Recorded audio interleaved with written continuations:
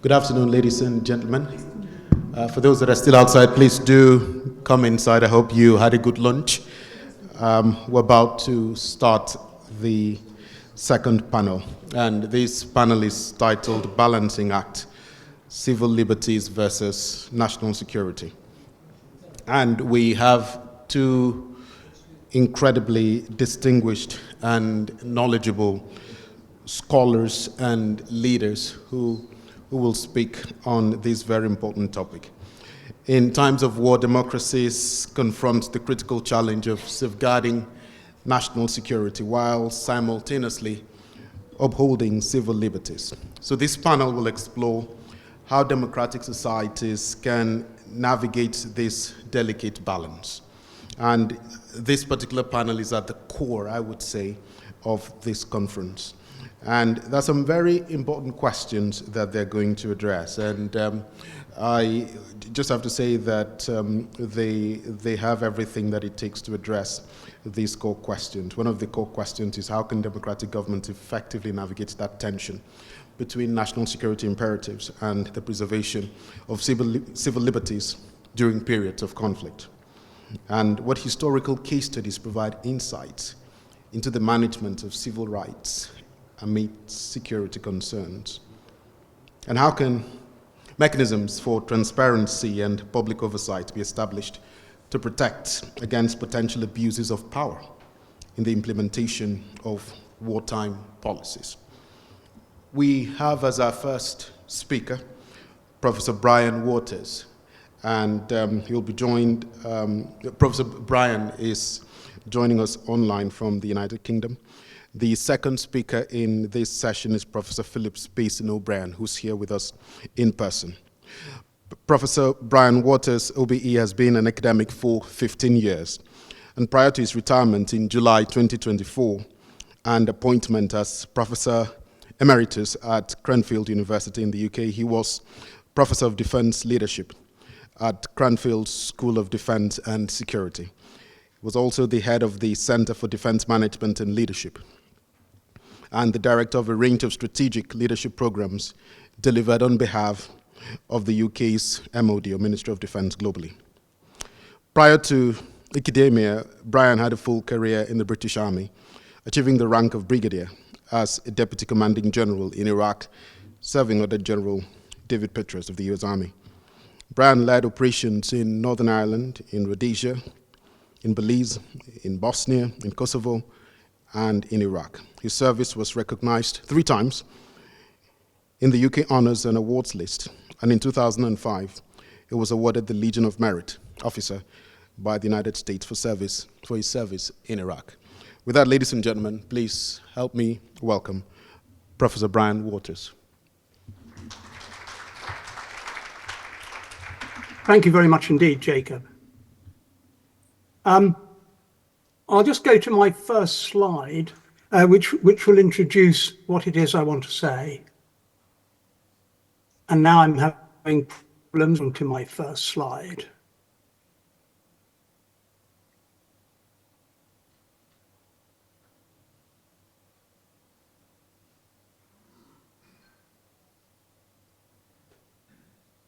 Bear with me, I'm just going to share this again.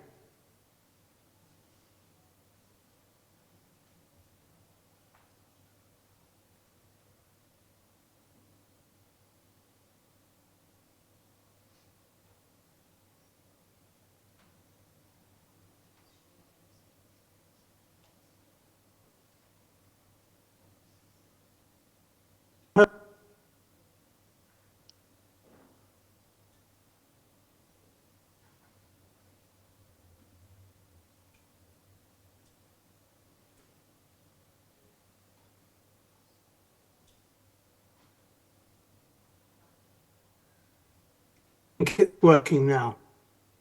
So I'm going to look at 3 short case studies, and I draw from them the lesson that democracy can create the tyranny of the majority.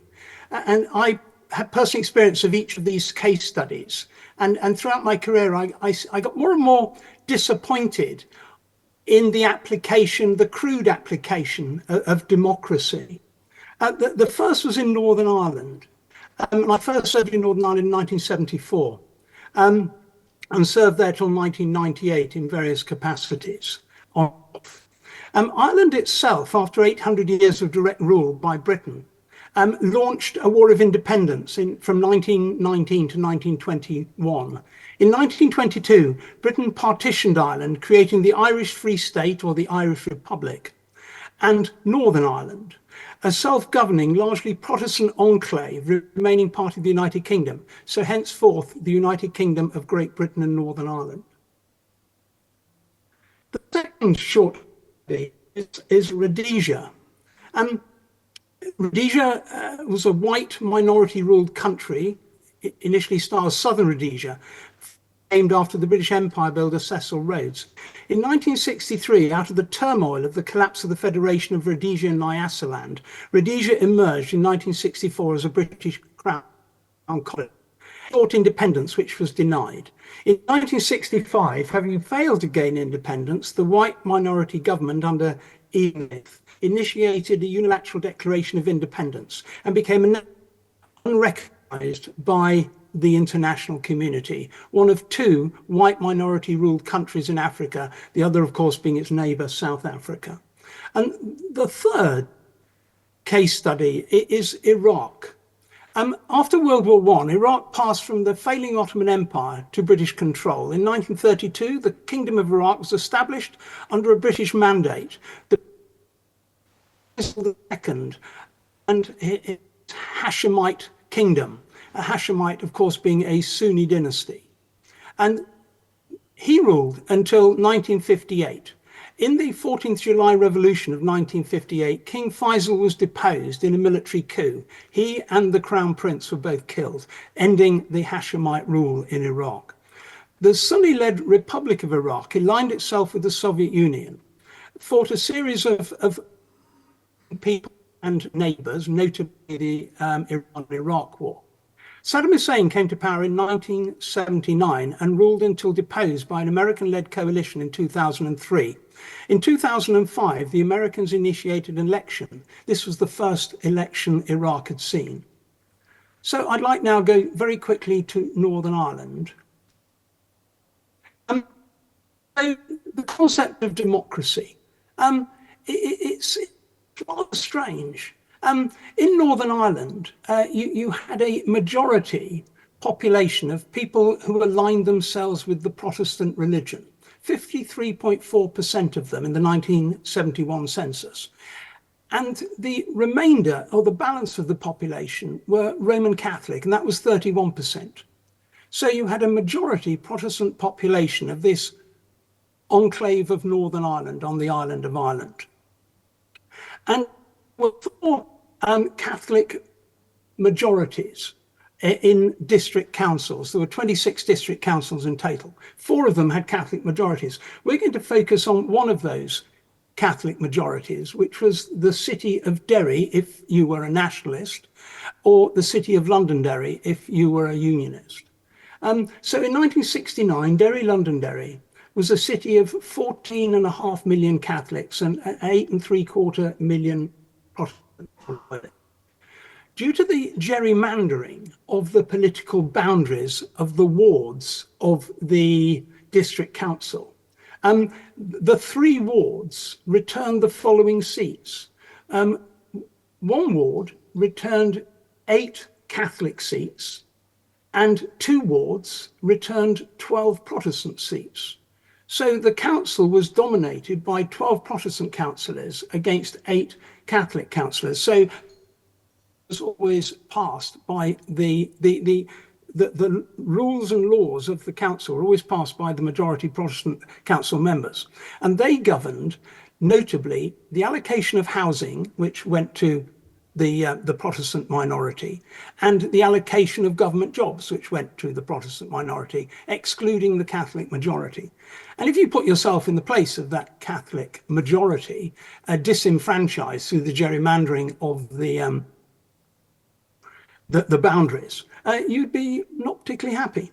On the 5th of October 1968, taking a leaf out of the American book of the Civil Rights protests and marches, Northern Ireland formed its own civil rights association. On the 5th of October 1968 was its first civil rights march in Derry, protesting about housing and job allocations. This was blocked by the Protestant police force, ruthlessly actually, if you ever wanted to Google it, and disperse the crowd, with considerable violence. A little later, on the 14th of August 1969, following 3 days of riots where the police lost control across the entire province, but notably also in Derry, the British government decided to deploy British troops on the streets of Northern Ireland for the first time in living memory. And these troops stayed from 1969 till 2007. This became military defence is Operation Banner. In August 1971, after deteriorating violence, the British government introduced internment without trial. So this was a reaction by a democratic government to introduce the imprisoning of suspects without trial for an unknown period of time. A massive breach of human rights, but it was contingent on a massively deteriorating security situation with shootings and bombings and many, many people being killed. On the 30th of January 1972,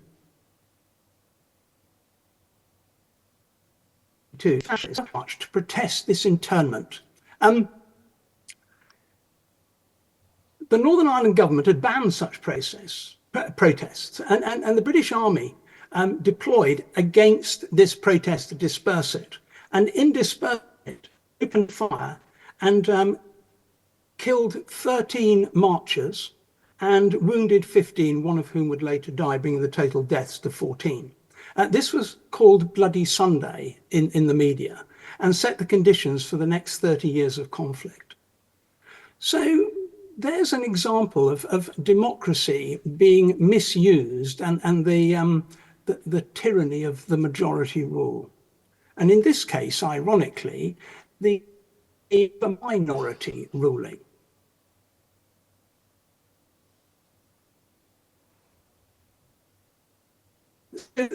These troubles then, is what the British government called them. Didn't call them a civil war, didn't call it a civil conflict. They were called the Troubles. Wonderful British understatement. 3,600 plus people were killed during the Troubles from 68 to 98. Of those, 52% civilians, 32% were members of the British security forces, 16% were members of paramilitary groups. Loyalist paramilitaries killed 30% of those dead. Republican paramilitaries killed 60%, and the security forces killed 10%. Second case study I just want to look at very quickly is Rhodesia. I deployed to Rhodesia in 1979 on what the British Ministry of Defence called Opagilla. So Opagilla existed from the 28th of December 1979, and we arrived there on Christmas Eve, as you inevitably do in these things, until the 20th of March 1980. And the role of Opagilla was to peacefully transition from white minority rule. Elections were held in February 1980 as stipulated by the new Constitution of Zimbabwe, produced by Lancaster House Conference in London. The new House Assembly was to comprise 100 members, 80 of whom would be elected by all adult citizens on a common roll, and 20 of whom would be elected by whites on a separate roll. Robert Mugabe of the Shona peoples,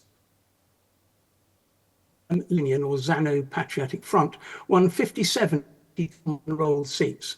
Joshua Nkomo, a Metabili, from the Metabili people, Zimbabwe African National Union, the Patriotic Front, so rather confusing duality of terms there, won 20 of the common roll seats. Abel Muzarewa, United African National Council, won the remaining 3 seats, and he was described as a puppet of the white regime. And Ian Smith's Rhodesian Front won all of the 20 white seats, no surprise there. Robert Mugabe, having 57 of the 80 common roll seats, became prime minister upon the country's independence on the 11th of April 1980. And thereafter, ruthless consolidated power, serving as prime minister from 1980 to 87, and then as president from 87 to 17. He maintained power as a controversial figure through his rural Shona power base. And the Shona were about 75% of the population of Zimbabwe. So he maintained power through this rural power base of Shona peoples. He was deposed in a coup by his army in 2017, not 1917, 2017. So who was Robert Mugabe? A revolutionary hero of the African liberation struggle who helped free Zimbabwe from British colonialism, imperialism, and white. A dictator enabled through democracy and responsible for economic mismanagement and widespread corruption and human rights abuses, including anti-white racism, possibly understood, crimes against humanity, and the genocide against the Matabele people. A very controversial figure, enabled through a British-mandated democratic process, which probably failed to understand the full impact of the majority tribal group. And then lastly, Iraq. So as I mentioned, Iraq, 2003, Saddam Hussein's regime was deposed, and a rather clumsy process led by the American State Department, then the American Defense Department, essentially disbanded Iraq's army, disbanded its Navy and Air Force, but maintained its police force. But what it did was alienate the Sunni Navy and the Sunni Air Force, essentially told them they had no job. And as members of the Ba'athist Party, they would be excluded from all future government jobs. And in Iraq, 85% of all jobs were allocated by the government. So there was a mindset of the people that if you couldn't work for the government, you could never work. And this rather blunt State Department instrument mirrored what had happened in Europe after World War II. The denation program. This was the de-Baathification program, and in the headquarters in Iraq were the denazification program, to see it as a model that we could use or implement a de-Baathification program. So elections were held, and the majority Shia population, previously totally suppressed by the minority of governments,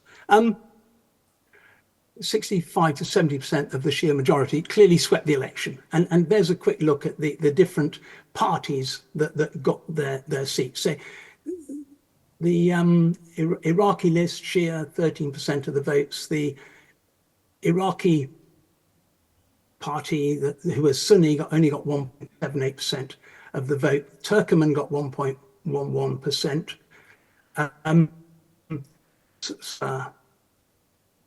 11%, sorry, and not 11%, that's a typo, 1.1%. And then the National Independent Qadr and Ali, another Shia group, 0.83% of the population got three seats. The remaining 9 seats went to majority parties. So the Shia overwhelmingly election, as you would expect, because the Shia were not going to vote for the political party, 65 to 70% of the population secured power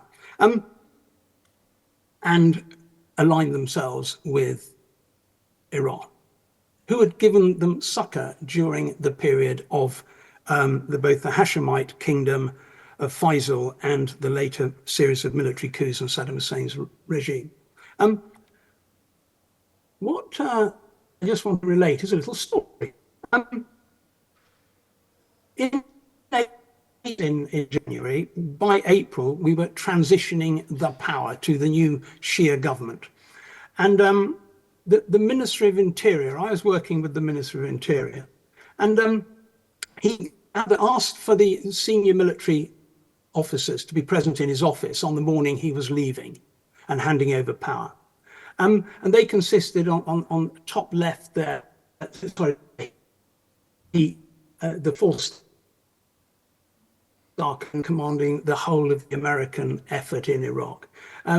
On the bottom left is General David Petraeus, who I worked for, who was looking at the reconstruction of Iraq, if you will. And his sort of deputy looking after the police force was General Joe Phil, who you see there, and then me on the right, and I was embedded in the Ministry of Interior, supporting, constituting the Ministry of Interior and its activities. Did I know a lot about Ministries of Interior? No, not a lot.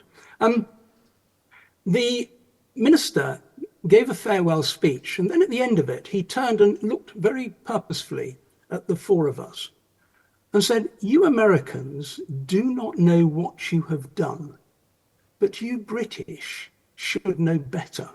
At which point he got up and left and flew out of Iraq before the new Shia government killed him. And he turned to me and said, "What the hell did he mean?" And I said, "I'm not quite sure, sir. I think he means that we British have been involved here since the end of World War I, kicked out in 1958. But we created a Sunni hegemony because we couldn't really do business with the Shia. And we've now handed the business over to the Shia through your enabled election." And he looked at me, shrugged, looked at the other two and said, and left. So that's the end of my very brief look at 3 short case studies. And I'm sorry I've had to look at them in 20,000 feet, not in detail. I leave you with a quote from Winston Churchill given in a speech in the House of Commons on the 11th of November 1947. He said, "Being tried and will be tried in this world of sin and woe. No one pretends that democracy is perfect or all-wise. Indeed, it has been said that democracy is the worst form of government except for all those other forms that have been tried from time to time." And I certainly have seen democracy as an enabler of war and violence. Okay, let me finish there.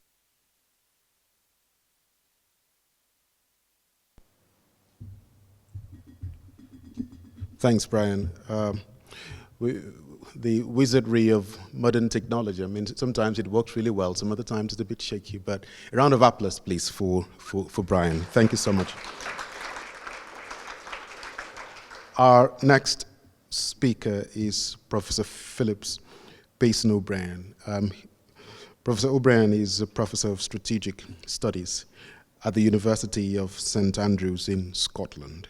He's an American and is the author of How the War Was Won, Air, Sea Power, and Allied Victory in World War II, and several other important works. Ladies and gentlemen, please help me welcome Professor Phillips.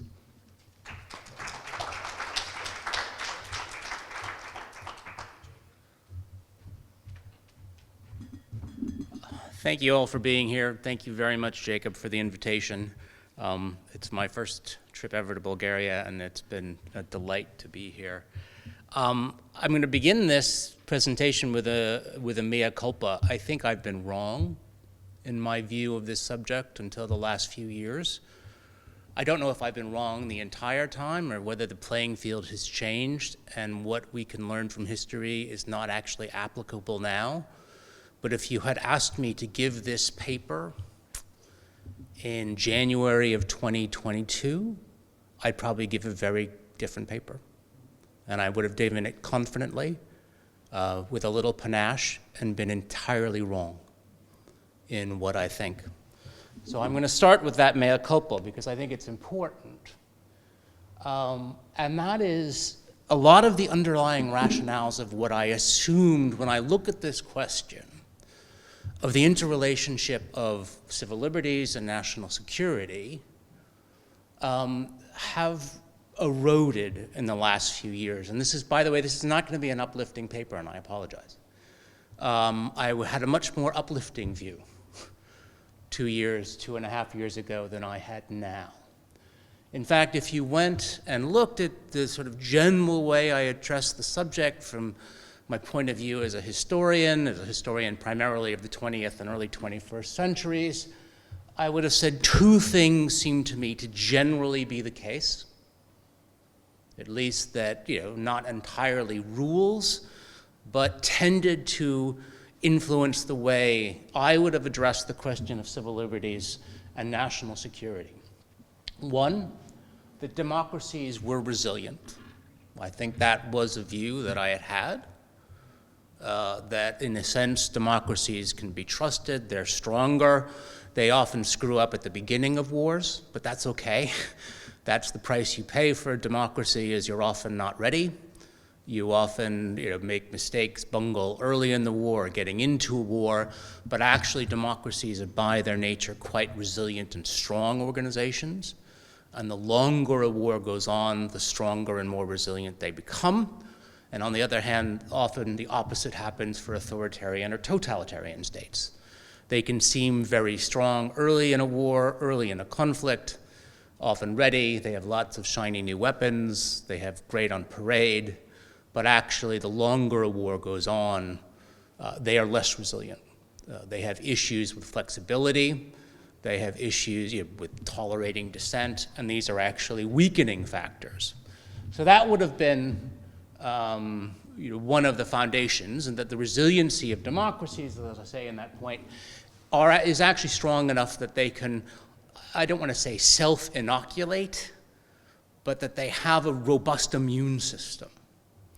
So that democracies have this ability to fight off, or if you looked at historically, had the ability to fight off attempts to influence their behavior or ideas in many ways more successfully than non-democracies. The second one is because democracies, I did believe, were pretty resilient, government active measures often did more harm than good. I.e., if you look at the 20th and early 21st centuries, it's when the government was too active, too interfering, too much trying to control things, that actually it often went off the rails. And I'm going to give an example by going into the Second World War, but you could apply that in the United States case to Vietnam. In other cases, it's actually when the government is too, I don't want to say secretive, but you say too controlling, by not trusting the society, that actually the reaction of these two things, or the action when that occurs, is really retrograde. It can have quite a negative impact. Now I'm not so sure if either of these is right anymore, particularly the first one, but I think we do need to address both of these conceptions now.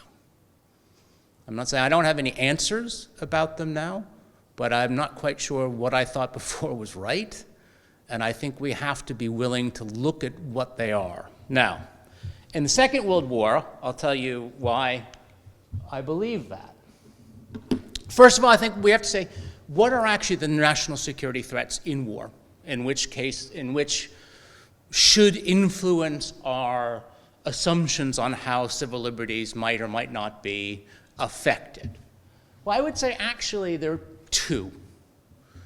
I know that's going to sound simple, there's only two, but you can in a sense boil down the civil liberties, national security debate relationship into two fundamental things that you are worried about if you have too much openness. All right? If you have a fully open system, no security, no restrictions on information flow, there are really two things that you are most concerned about. All right? And this is, by the way, is on the whole how states address it in times of war. The first is the acquiring of strategically useful information about plans, capabilities, technology, etc. I.e., you possess information.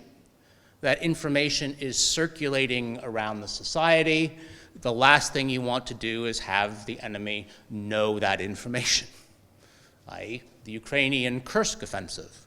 They didn't want the Russians to know they were doing that. That's a civil liberties, national security question. You want to be able to keep your plans. And a lot of information control in warfare is about that. It's controlling the idea of what's happening, where it's happening, and what's going on. The sort of, who's listening posters from the Second World War. Keep your lips closed, you don't know who's listening and what's going on. So that's one, is the strategically useful information, the control of information, we might say, or the control of information being restricted.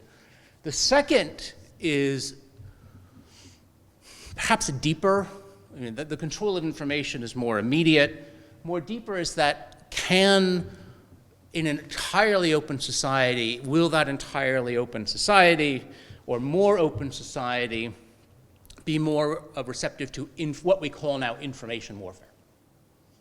Okay, so the first one is control of information. The second one we now call information warfare. They called it different things in the past. This concept's always been around in war, i.e. it's about resolve.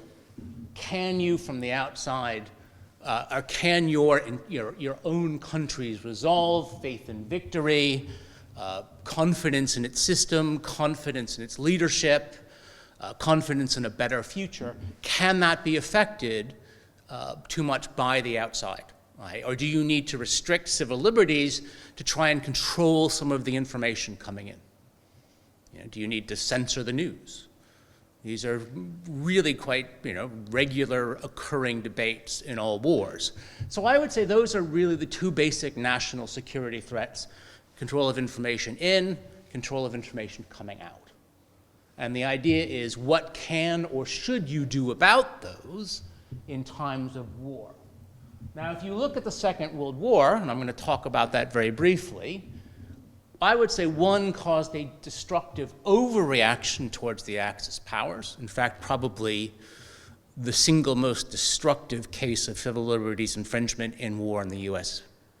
history, in the Second World War, whereas the second was handled much more sensibly at the time and can be called a success.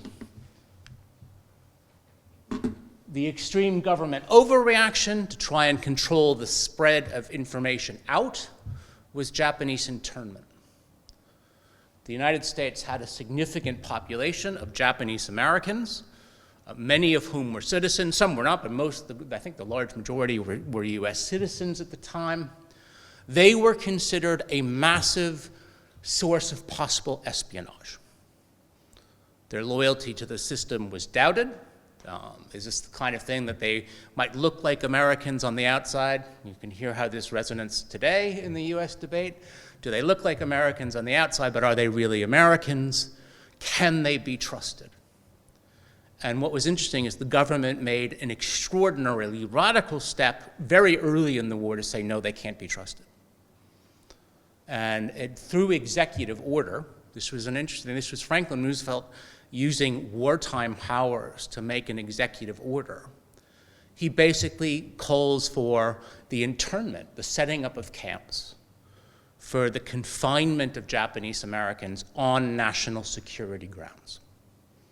Because we're desperately worried about the information. They weren't worried about Japanese Americans spreading disinformation to weaken American morale. They were really worried about espionage. And they decide that they are going to lock up much of the population, which, by the way, they don't do to the Germans and Italian Americans, but they do it to the Japanese, which is an interesting concept as well. At what point does visual representation play a role? In the end, they detained 120,000 people. It's one of the largest detainments I think the US government ever does. 70,000 of which were citizens. They simply had their citizenship rights suspended during the war, or for at least a number of years in the war, and they were forced into camps. This is where I would have said to you quite confidently 2.5 years ago, this example is a disaster for anyone talking about severe restrictions on civil liberties. It is no material gain for national security. It's hard to see any material gain that the United States got from this terrible policy. There were no secrets really kept from the Japanese from it. Japanese Americans were as loyal as any other Americans. So the gains from this extreme policy, extreme government action, were minuscule. Indeed, it probably hurt the war effort. It not only took 120,000 people who could have been quite enthusiastic supporters of the war, who could have worked in war factories, war industries, and all of that, and lock them up. You had to create an entire system to control and house them. So you diverted resources to do a policy that actually was retrograde. So this is one of the things. When you can be too active, you have to say, what are the possible benefits? And the possible benefits from this were so out of whack to the expense that goes into it, and indeed the ethical undermining.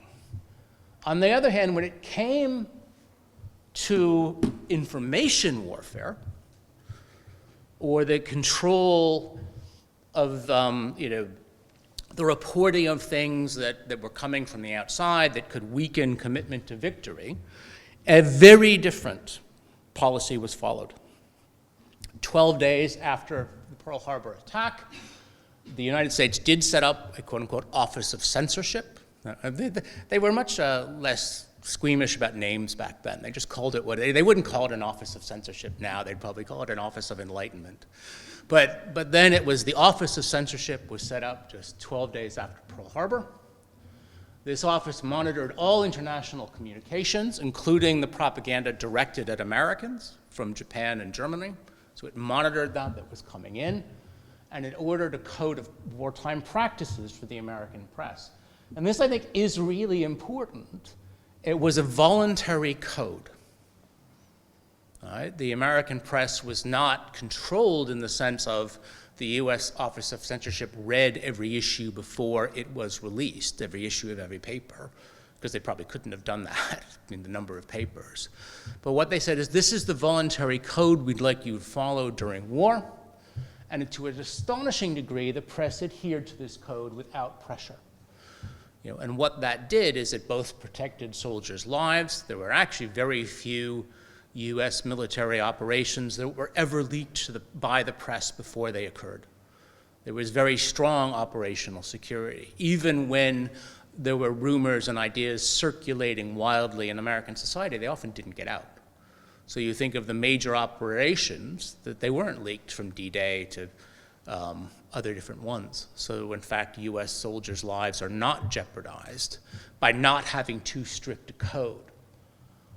And it also, by the way, this is one of my assumptions, is that because it showed that U.S. democracy was quite resilient, that if you want to show an example of the futility, an operation of futility, look at German and Japanese propaganda towards the United States in the Second World War. It's laughably bad. It probably actually creates more support for the war effort. That the kind of messages the Japanese and Germans were trying to get to the American population from people like Tokyo Rose were often treated as means of humor by the population, because they could see a lot of what was being said was just silly and didn't work. So in fact, by allowing the spread of propaganda from the outside around some of your society, in fact, you might have strengthened commitment to the war effort. Because over-censoring actually can have at least seem to have a negative impact.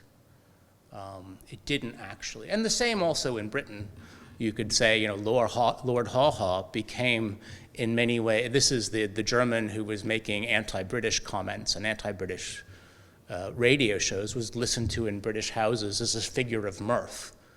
And if anything, provided more of a sense of national unity. So all of that seems to, I would have said absolutely clearly, that what we had seen to that point is that idea, in fact, democracies are resilient, allow the information to spread relatively freely, don't try to control the press with a heavy hand, do it through more voluntary ways. And indeed, as I pointed out as I was writing this, what's interesting is the most successful influence operations were actually by US allies, not by US enemies.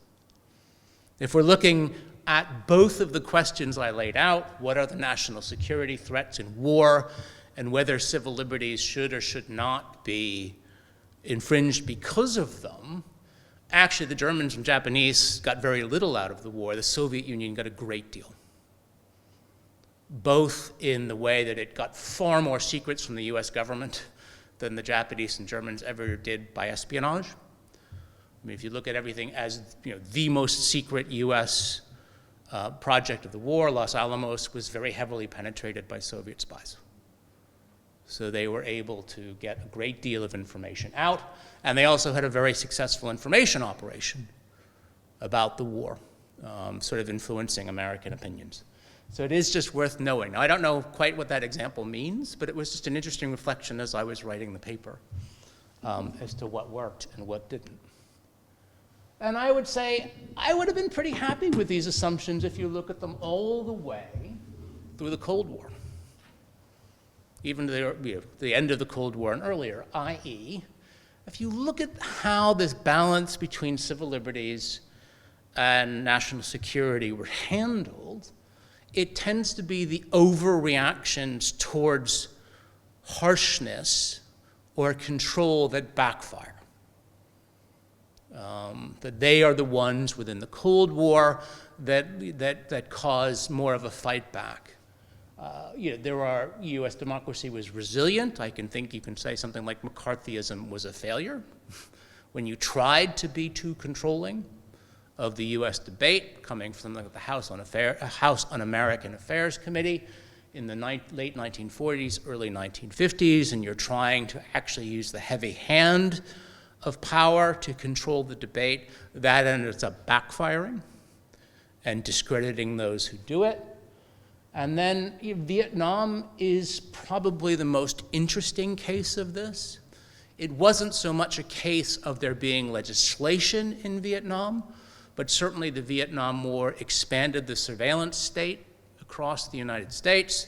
It expanded certain operations, secret operations.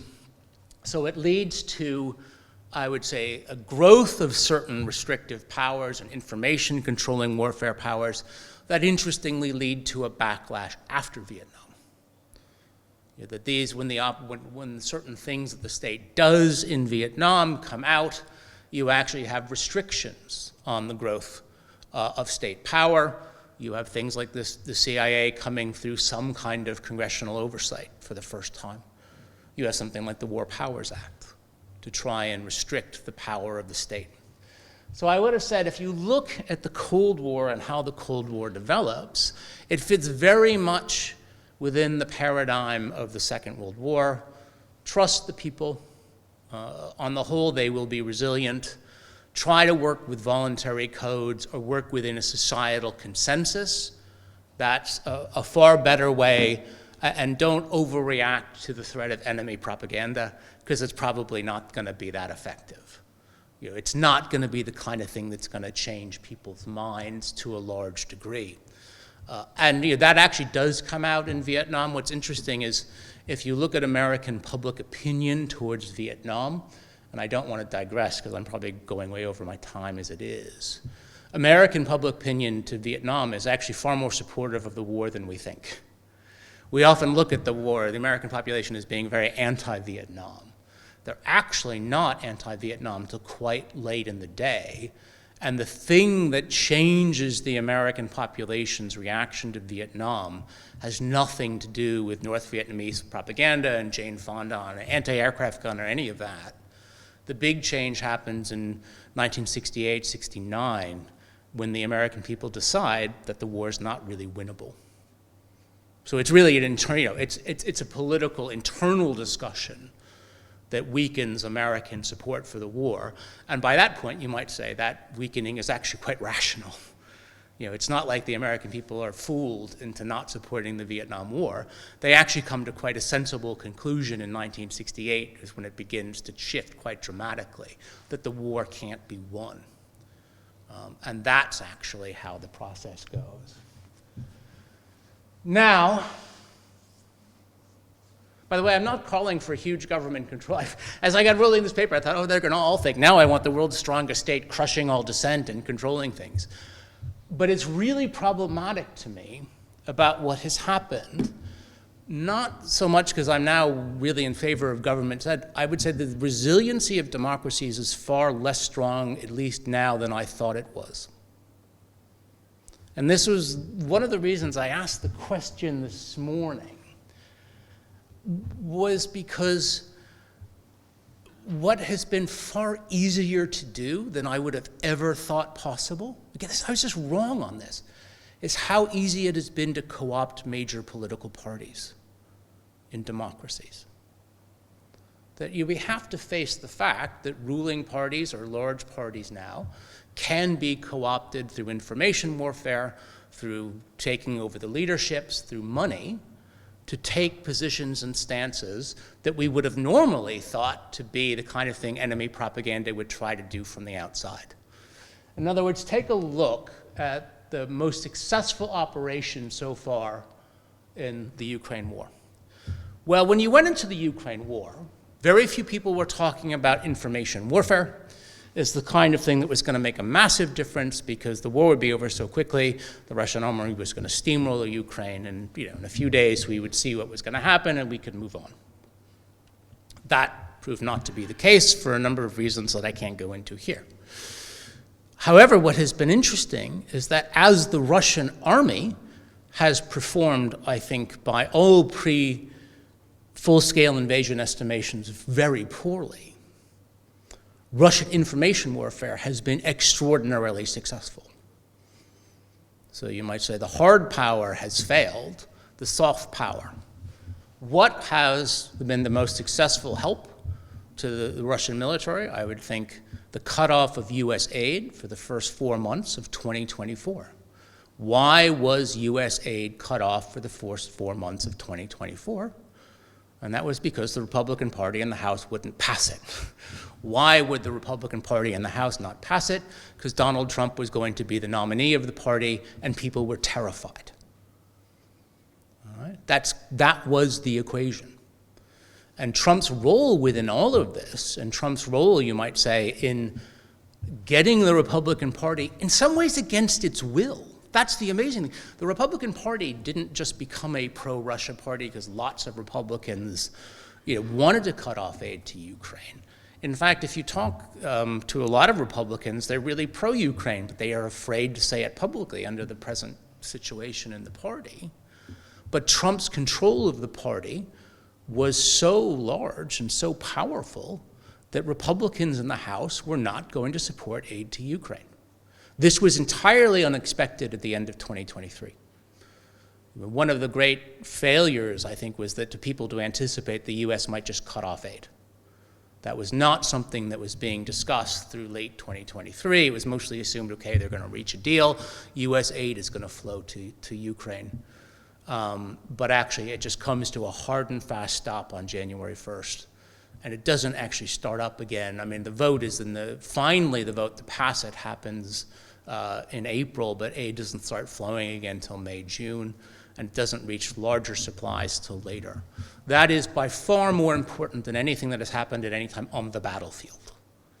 There is no battle or no engagement that is nearly as effective or as important as to the dramatic cutoff of US aid for the first 4 months of 2024. And I think that has to be seen as really the most successful information warfare operation, far more important than a military one. The other ones you might say, why is the EU constantly struggling to get formal aid to Ukraine? Because of Hungary and now Slovakia. The control of those states by pro-Russian parties who openly say, that's our view, we support that. You could say democratically elected, has meant that getting a European aid to Ukraine has always been somewhat problematic and difficult to do. So when you look on it now, this is where I think I really am changing my mind, is the ability to control the debate by controlling political parties is a far greater threat than I had ever imagined. That we had looked at it as controlling population, and that's, lots of disaffected, angry people sitting at their computers writing things. But actually, if you can control a political party, a governing party, then you have massive influence. The problem that, returning to the question of civil liberties, is where I'm completely stuck is how you stop it. Can you stop it?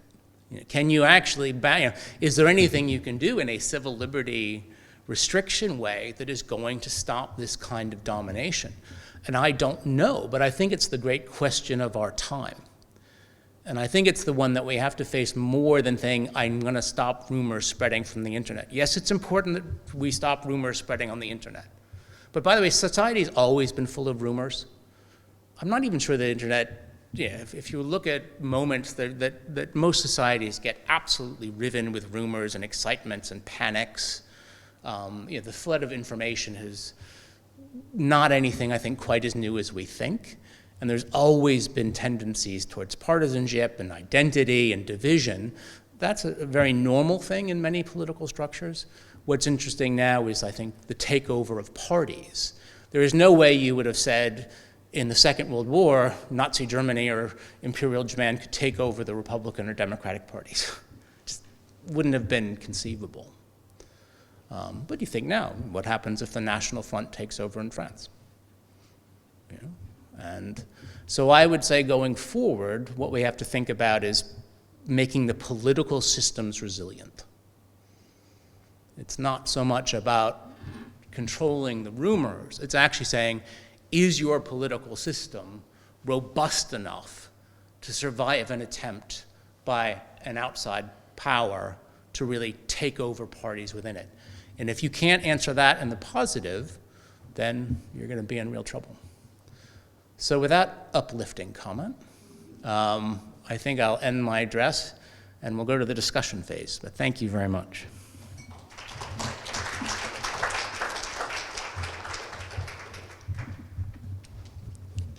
Thank you so much. Due to time, I'll just say we'll go straight to questions from audiences and comment as well from the speakers. But brilliant presentations. I'll open the floor for comments. All right, over to Peter de Klerk, please. Thank you very much.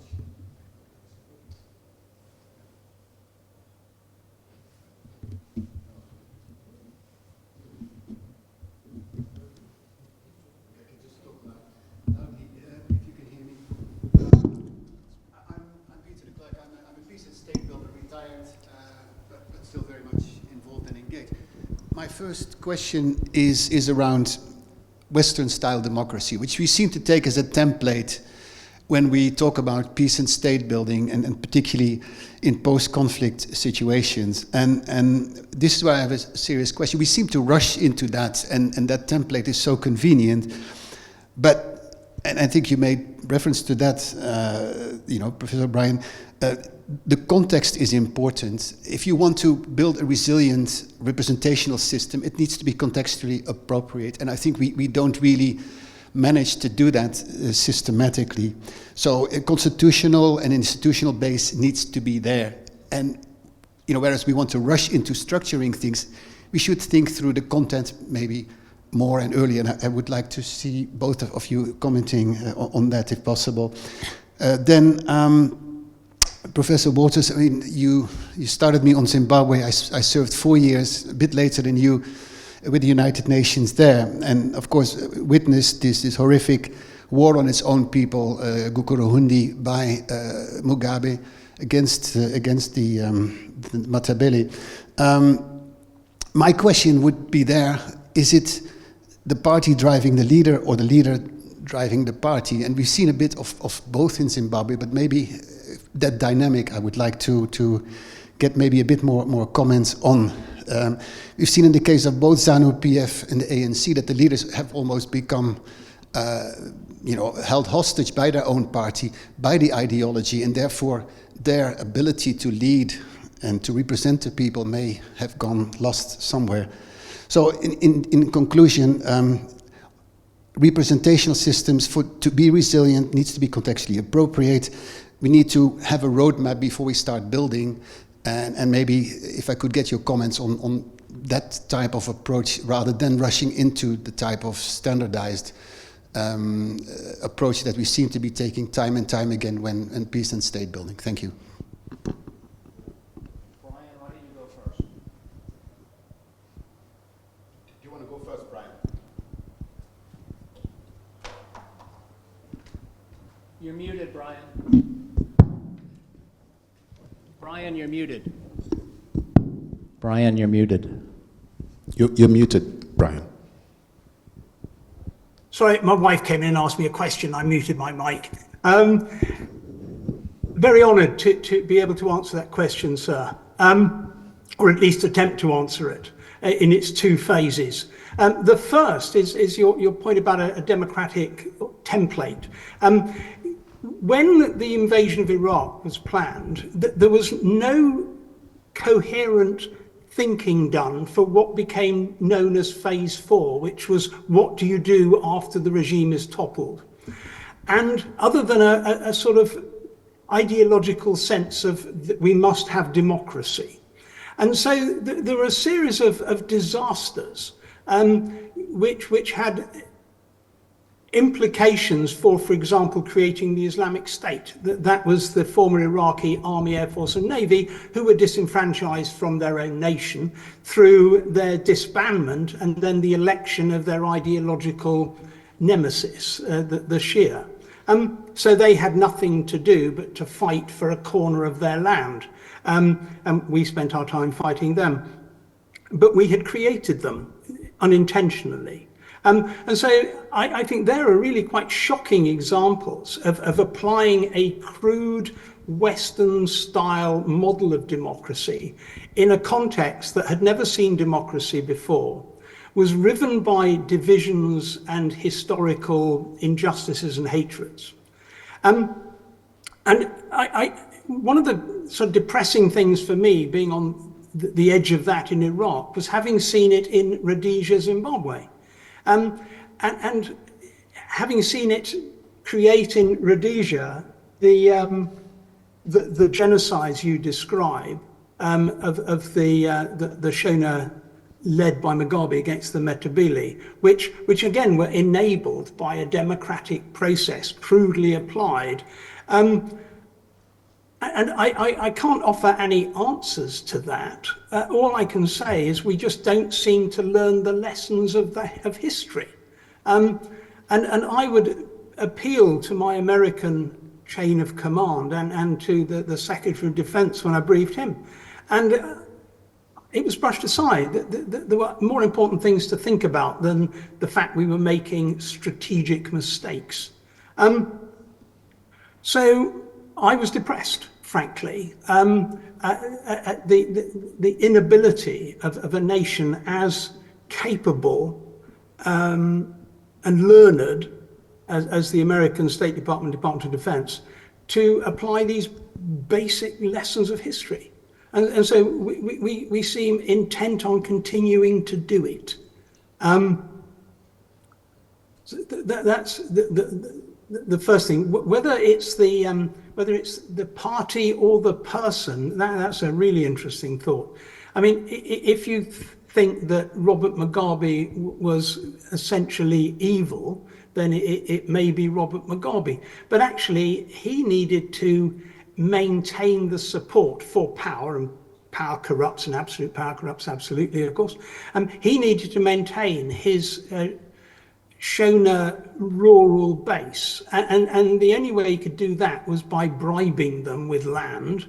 Having started with a reasonably fair system of taking of the white Rhodesians selling their land, it didn't happen fast enough to facilitate the need to bribe his Shona rural base. So he invited the Shona peoples to just go and take the land and drive the white farmers off, which led to a country going from a net exporter of mealie in Africa to starvation, because the Shona people were not agrarians on an industrial level. They didn't understand basic agrarian science. So, yeah, that's my view. As I said, I can't offer any answers at all. I'm just an observer and a reflector, and just worry we don't seem to learn. Yeah, I hope that is a reasonable attempt to answer your amazing question. Phil? In many ways, all I can say, to the specific question is yes, that's right. I mean, imposing states and not being, trying to build a state in a place where you're not from is a disaster waiting to happen. I would actually stop it. The last thing I want the U.S. ever to be is a state builder, to be honest, for the outside. Doesn't seem to do it terribly well, and it doesn't benefit the U.S., and it doesn't benefit the states that it's trying to build. So I think, that's not, but though I also think that era might be over for the U.S. for a while now. I think it's been so badly burned in the last few decades that that's probably not something the U.S. is going to be doing in a major way going forward. When it goes to the question of what we're talking about now, the thing is, this is not happening in, well, Hungary, you might say, is a relatively recent democracy, but actually it's happening in long time states that we thought had culturally adjusted to democratic systems. I mean, the U.S. has had this constitution since 1789. It's adapted, but it's certainly, you could have to say, pretty organic to the system that is existing now. That wasn't imposed on the outside. France has been a democracy for as long, in different ways. It's happening in Germany. That both the AfD and the Sarah Wagenknecht party, that it's happening in a lot of these places that we would have said had very healthy, thriving democracies 10 years ago. We would have not had any doubt about the strengths of the democracies. The one thing to be positive about is they haven't won yet. I mean, we don't want to just put our heads in our hands and go, that's it, democracy's been taken over and we're all going down this route. However, it's far more close-run thing than I ever thought possible. And it's something that requires, I don't know what, but to see how easy the system can be corrupted in almost every country in what we would call the West. And there are very few that haven't been touched on by a number of them, requires us to sort of look at trying to make our systems more robust. But you have to look at actually your party system and who controls your parties and who funds your parties. The funding system is massive because a lot of it seems to be money driven, and that you can buy a party in a sense for what is a very small amount of money. For the cost of X number of jet fighters, you can buy a party.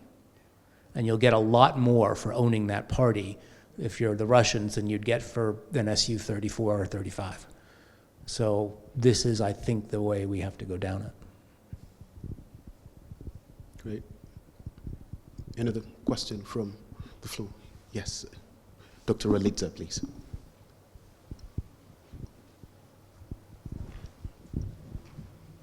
Thank you. Phillips, you mentioned the takeover, the hostile takeover of parties. But there are two instances. So one is the example in the US where you have a long-standing existing party that's been taken over, and the other is the new parties like the AfD, Marine Le Pen, that they are created with this idea and hostile money, most likely, etc. Which one of these models do you think is more dangerous? Both. I mean, it would be interesting to break down the money, and the money can come in a number of different ways. It can come to individuals within the party, or it can come into the party itself. And that's one of, I think, the issues, is one of the only ways to try and control it is have full disclosure of party income and full disclosure of party leaders' income. That you would have to make it some kind of condition of leading a political party would require you to have full financial disclosure about where your sources of income are coming. Because it seems to be that it doesn't matter, you can be the Republican Party, which has been in existence since 1860, or you can, in the case of Germany, make up a party named after somebody and funnel money to it through an unnamed Danish firm that has no financial records, but that can be used to fund 10 million. So it seems to me that there's no one better or worse way to do it. You just create a party or you buy a party, whatever is the easier thing for you to do within the system that's there. But it's worked both ways. So I can't see one being more dangerous than the other. I think it's what's more troubling is that how you could do both and how all countries can be susceptible to it, to get the money in. But I think if you can control the money, you won't end the threat, and that's not going to happen. But you certainly can, one, expose it. Yeah, you could say, look, this is the source of the money for this party. This is where it's coming. And secondly, you could allow that to become a political issue. But I have very few answers. That's all. Bryan, any thoughts? No, I can add very little to that, other than in the United Kingdom, after our recent election, we had the emergence of a new party, the Reform Party, which again destabilized our sort of rather sedate political system, and we're still looking at the effects of that now. And again, follow the money. Where's the money come from to create this new party? And the leader's relationship with Donald Trump is worrying. I better stop there. Interesting. Any other thought? Well, I probably should ask, do democracies have sort of within itself the guardrails, the inherent sort of shock absorbers that it can use to perhaps protect itself from what is its greatest asset being used as its, or becoming its biggest liability in that sense? Do you want to go first, Bryan? Yes, please. Only you go first. You go first.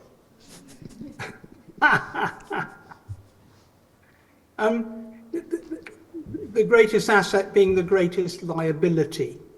I mean, I am still in a state of shock over what happened after the last American election and Donald Trump's refusal to accept the democratic outcome, and how that might have ended and didn't end, thank God. So popularism as a great asset also then became quite a liability. And the risk, I think, to stability of the system through being attacked by the system. And I can't think in contemporary Western politics of a better example than Trump's refusal to accept the previous election result. And I still feel the reverberations of that going on, and I have family in the United States who are apprehensive for November. I mean, I'd be interested in your thoughts on that.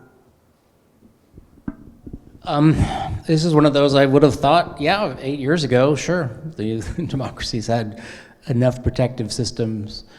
I think, obviously, they're all struggling with it.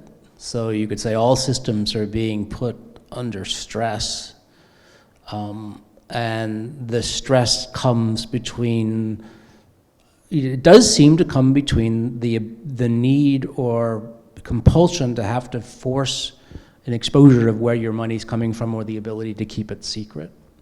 And so if democracies, you believe you should keep things secret, you have the ability of privacy for your funding, for your own income, well, then that's there. You're going to have a lot of problems with that going forward.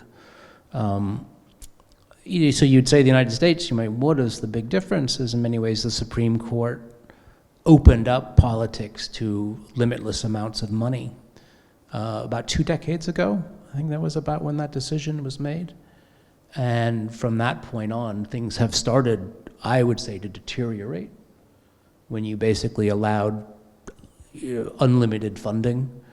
That before that, there was quite a good system which worked in the US, that what you actually did is you got funding from the federal government if you were the nominee. So Right now, you'd have the convention system, and right now, if this was 30 years ago, 20 years ago, both Donald Trump and Kamala Harris would actually get the same amount of money to run a campaign. It seemed like an enormous amount of money, but what people realize is once you've made money giving unlimited, the amount the federal government can give you is so small, it's not even worth taking because you can raise so much more yourself. So in fact, campaigns now often don't take the matching funds because they can raise so much more. So I would think if there's going to be a control, it will have to be through controlling the money. Interesting. Fascinating. We've come, ladies and gentlemen, Your Excellencies, to the end of this session, and I just want to say thank you so much to the panelists, to Brian. He recently had surgery, so Brian, I hope you're doing okay. Thank you very much. Thanks for joining us online. A round of applause for Brian. And for Phil for traveling all the way from Scotland. Thank you so much.